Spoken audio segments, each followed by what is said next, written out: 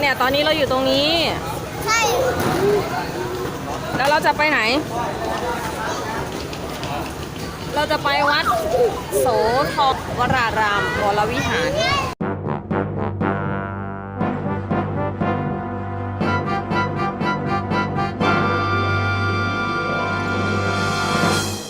สวัสดีค่ะ ขอต้อนรับเข้าสู่ช่อง ห้อง Happy Butter สวัสดีค่ะ ยินดีต้อนรับเข้าสู่ช่อง Happy Butter Toy อีกครั้งวันนี้เรามานอกสถานที่กัน วันนี้ช้อปปิ้งชอเจนจะพาเพื่อนๆไปเที่ยวที่ไหนกันครับ ไปเที่ยวอะไรนะชัดชุ่มไทย พูดใหม่ชัดเชิญซาวครับ โอ้เยี่ยมมากแล้วช้อปปิ้งล่ะ เชิญชัย เอาใหม่ชาเชิงเศร้า เชิญชัย ใช่แล้วค่ะ วันนี้แม่ปุ๊กจะพาเด็กๆนั่งรถไฟเที่ยวฉะเชิงเทรากันค่ะ ซึ่งเราจะมาขึ้นรถไฟกันที่สถานีหัวตะเข้นะคะ เพราะว่าอยู่ใกล้ๆบ้านแม่ปุ๊กแค่นี้เอง แต่ว่าวันนี้เราออกมาสายกันพอสมควร ก็เลยมีเวลาเที่ยวน้อยหน่อย ในคลิปนะคะก็จะเห็นว่าเฉาปิงเฉาเจียงทำไมใส่เสื้อเปลี่ยนไปเปลี่ยนมาต่างกัน อย่าแปลกใจนะคะ เพราะว่าแม่ปุ๊กพาน้องๆทั้งสองคนนั่งรถไฟไปเที่ยวฉะเชิงเทราถึง2 รอบเลยค่ะ รอบแรกที่ไปน่าเสียดายมากแบตโทรศัพท์หมดเสียก่อนครั้งที่2เราก็เลยนั่งรถไฟตรงดิ่งไปที่วัดสมานเลยค่ะ เอาละค่ะ เดี๋ยวเราไปซื้อตั๋วรถไฟกันเลยดีกว่า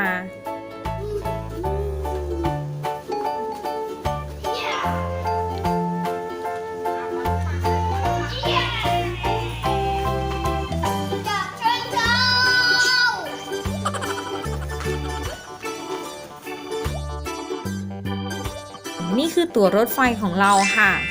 ขบวนรถไฟที่เรามาทันก็คือขบวน 367 ออกจากสถานีกรุงเทพก็ประมาณ 10 โมง 10 นาที แล้วก็มาถึงสถานีหัวตะเข้ที่คุณแม่อยู่นี้ก็ประมาณ 11 โมง 9 นาที และไปถึงปลายทางชุมทางฉะเชิงเทราประมาณ 11 โมง 45 ใช้เวลาเดินทางประมาณ 1 ชั่วโมงครึ่งค่ะ อันนี้คือป้ายแนะนำสถานที่ท่องเที่ยวในหัวตะเข้นะคะ มีที่ท่องเที่ยวเยอะมาก ไว้คลิปหน้าคุณแม่จะพาเที่ยวหัวตะเข้กันค่ะ เดี๋ยวเราต้องไปนั่งรอที่ชานชาลาที่2ครับช้อปปิ้งเอาเจียงข้ามเร็วสำหรับใครที่อยากจะนั่งรถไฟเที่ยวฉะเชิงเทราเหมือนกันแล้วก็สามารถเช็คตารางเดินรถไฟจากเว็บไซต์การรถไฟแห่งประเทศไทยได้เลยนะคะ แต่ขอแนะนำเลยว่าให้นั่งขบวนที่ออกเช้าหน่อยขบวนแรกที่ไปฉะเชิงเทราก็ประมาณ5:55จะได้มีเวลาเที่ยวเยอะเลยค่ะค่าโดยสารก็ถูกมากถ้านั่งจากสถานีกรุงเทพถึงชุมทางฉะเชิงเทรานะคะผู้ใหญ่อยู่ที่13 บาทเด็ก6 บาทคุณแม่ขึ้นจากสถานีหัวตะเข้ไปถึงฉะเชิงเทราผู้ใหญ่6 บาทเด็กแค่3 บาทเองค่ะพ่อลูกชาย2 คนก่อนขึ้นรถไฟก็คึกคักหน้าดูพอนั่งไปได้สักพักเริ่มง่วงเหงาหาวนอนกันแล้วล่ะค่ะส่วนเฉาเจียงก็กำลังนั่งเป็นพระเอกมิวสิกวิดีโออยู่เลยค่ะโอ้ยหาความรักความเมตตาหิวควา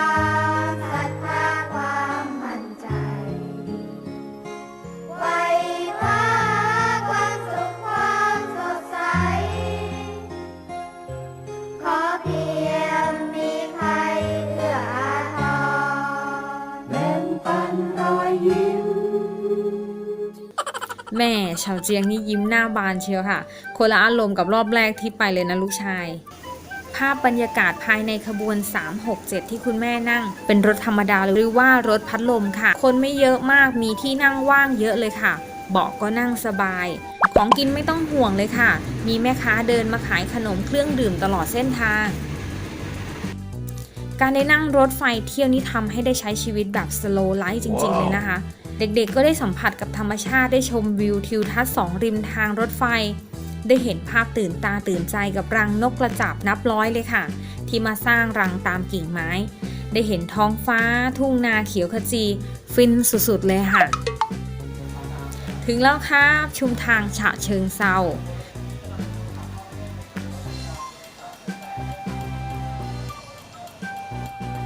หน้าสถานีก็จะมีป้ายแนะนำสถานที่ท่องเที่ยวหลายที่เลยนะคะเนี่ยตอนนี้เราอยู่ตรงนี้แล้วเราจะไปไหนเราจะไปวัดโสธรวรารามวรวิหารเอาล่ะพร้อมแล้วเราก็จะไปขึ้นรถ2แถวสีเหลืองที่จอดอยู่ด้านหน้าสถานีรถไฟกันเลยค่ะทางรถจะเขียนว่าขนส่งใหม่สถานีรถไฟวัดโสธรค่าโดยสาร8 บาท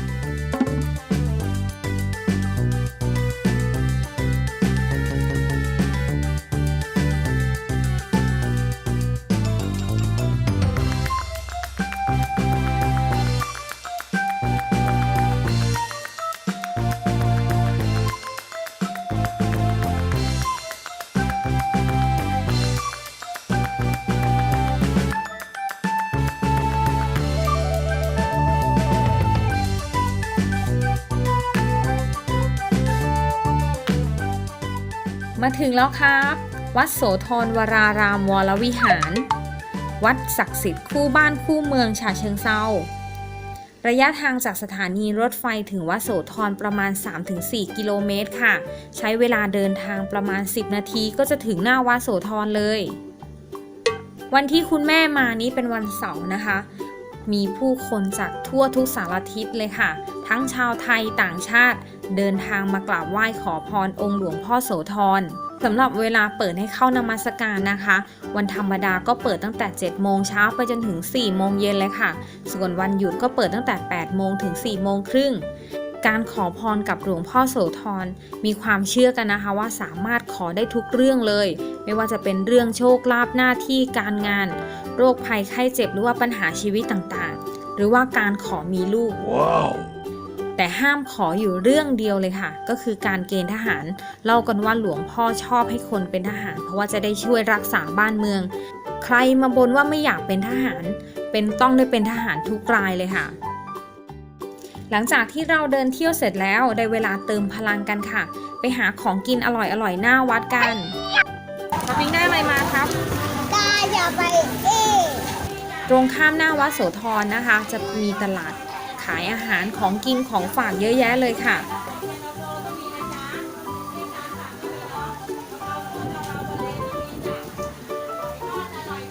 นี่ผัดไทยกุ้งสดของป๊าหอยทอดของมาม่าแล้วก็ข้าวผัดของลูกชาย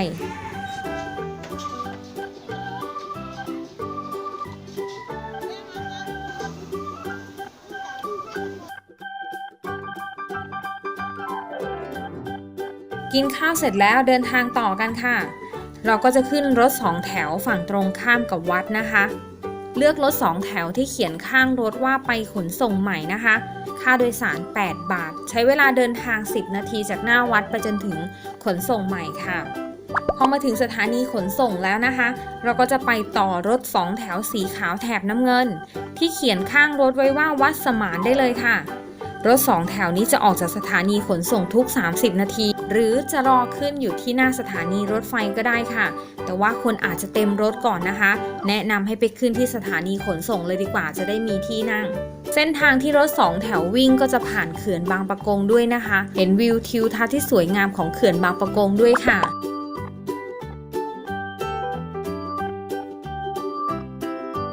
ค่าโดยสารรถ2 แถวไปวัดสมานนะคะคนละ30 บาทค่ะคุณลุงขับรถ2 แถวใจดีคิดค่าโดยสารเด็กครึ่งราคาเราใช้เวลาเดินทางไปวัดสมานประมาณ30 นาทีนะคะรถ2 แถวก็จะเข้าไปจอดที่ลานหน้าวัดเลยค่ะถึงแล้วค่ะวัดสมานรัตนาราม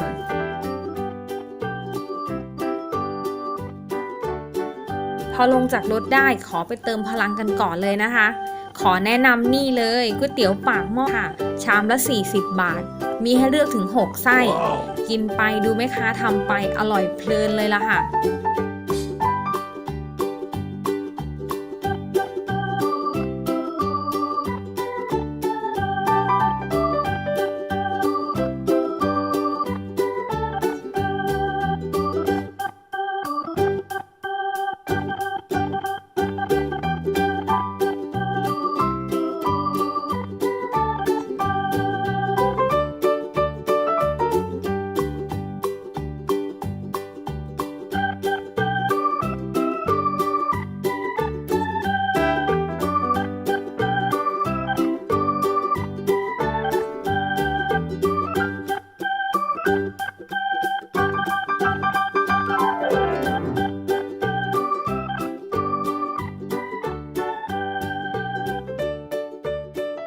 หลังจากเราทานอาหารคาวเสร็จเราก็ต้องตบท้ายด้วยผลไม้ระหว่างนั่งรอเด็กๆสนุกกับบ้านบอลแต่กว่าจะเดินไปถึงองค์พระพิฆเนศนะคะก็มีที่ให้แวะถ่ายรูปให้เลี้ยงสัตว์เยอะแยะไปหมดเลยค่ะมีทั้งแพะปลาครับเต่ากระต่ายแล้วก็ถ่ายชีวิตโคกระบือโดยเฉพาะหุ่นยนต์ยอดมนุษย์เนี่ยค่ะมีทุกจุดทุกซอกทุกมุมมารวมตัวกันอยู่ในวัดนี้เพื่อเอาใจเด็กๆโดยเฉพาะกว่าจะพ้นจากเหล่ากองทัพซูเปอร์ฮีโร่ที่มีอยู่ทุกซอกทุกมุมของวัดแล้วนะคะใช้เวลาเกือบชั่วโมงเลยล่ะค่ะ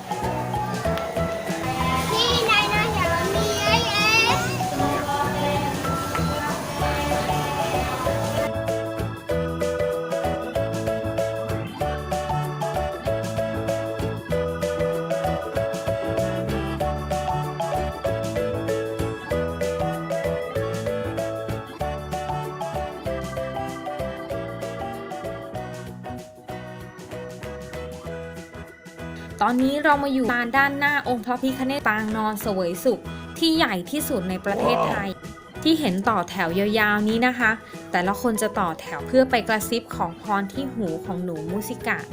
ผู้เป็นต้นห้องขององค์พระพิฆเนศค่ะเพื่อฝากคำขอพรของเราไปบอกให้องค์พระพิฆเนศทราบ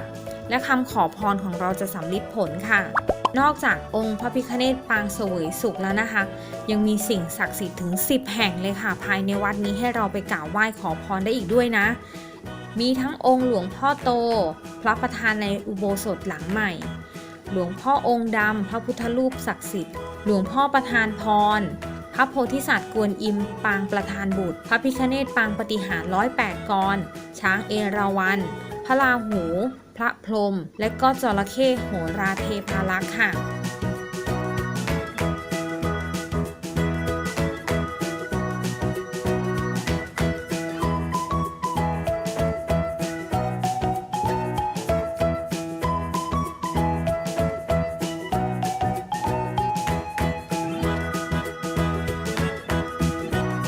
ได้เวลากลับบ้านแล้วล่ะค่ะแต่ก่อนจะกลับบ้านขอแวะตลาดผลไม้ตามฤดูกาลที่ติดอยู่กับร้านพระราหูก่อนนะคะจากนั้นนะคะเราก็จะไปรอรถ2 แถวที่เดิมกับที่เราลงรถเลยค่ะค่าโดยสารก็30 บาทเท่าเดิมแต่ขากลับเราไม่ต้องไปลงที่ขนส่งใหม่นะคะเราลงที่หน้าสถานีรถไฟได้เลยค่ะคุณแม่ออกจากวัดสมานประมาณบ่าย3:30ไปถึงสถานีรถไฟประมาณ4 โมงตรงขบวนรถไฟขากลับที่คุณแม่นั่งนะคะก็คือขบวน268ออกจากชุมทางฉะเชิงเทราประมาณ4:20แล้วก็ไปถึงสถานีกรุงเทพประมาณ6:25ค่ะการเที่ยวยกครัวครั้งนี้คุณแม่ใช้งบประมาณในการเดินทางไปเพียง264 บาทค่ะไม่รวมกับค่าใช้จ่ายในการกินเป็นอะไรที่ถูกมากๆค่ะถ้าเทียบกับการขับรถมาเองหรือว่าใครที่เคยนั่งรถไฟมาเที่ยวฉะเชิงเทราแล้วก็สามารถแบ่งปันประสบการณ์ได้ที่คอมเมนต์ด้านล่างได้เลยค่ะขอบคุณสำหรับการติดตามการท่องเที่ยวของเราไว้คลิปหน้าคุณแม่จะพาไปเที่ยวที่ไหนอีกอย่าลืมกดติดตามกันด้วยนะคะขอบคุณค่ะ